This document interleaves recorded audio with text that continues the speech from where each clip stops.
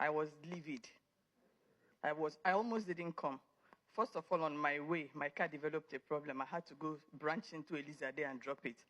Just at this junction, for my driver to turn, we knocked down an Okada person. So I had to do hospital. Okada has scattered and everything before coming in here. And why am I mad? I am mad because we talk, we don't do.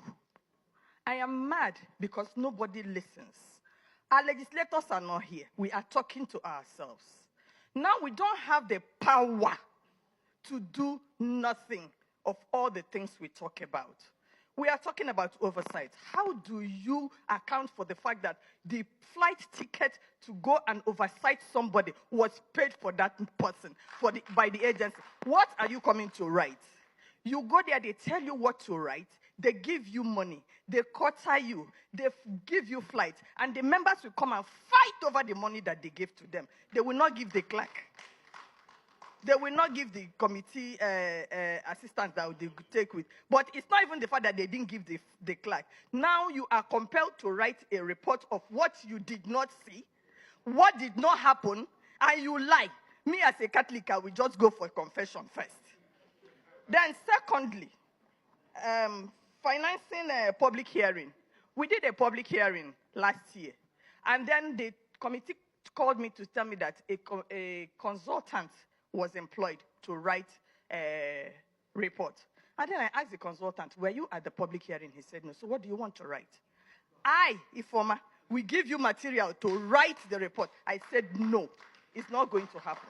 I will not work with you.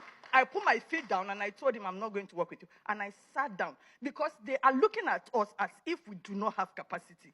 Me, I'm just 2 steps out of National Assembly for retirement. So right now, my mother says she's not dancing so that people will give her money. It's so that they will see me. So I will say what I want to say. I sat down and I did a proper report of that public hearing. And I took it to the chairman. I said, this is the report. And they were looking at me like, you mean it? I said, yes. Oh, no, you have to change. I said, no, this is what happened. If you want to change it, you now go ahead and change it. But the original report is in my system. I don't use secretaries. I type my report myself. So if they want to change it, they should go ahead and change it. I am waiting. Then we are talking about punishing MDAs. They will come on TV and they will say, this erring MDA did this. All the atrocities that have been committed in the National Assembly, who punished them? We don't follow the budget process the way it is.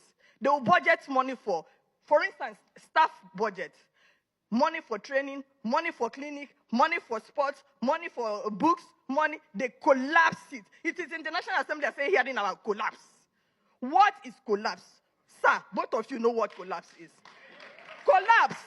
The money, now, allowances that are budgeted for National Assembly staff is collapsed.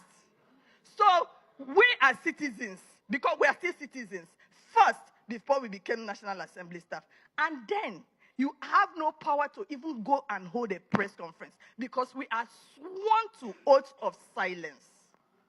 So, I can't even tell the world how I feel.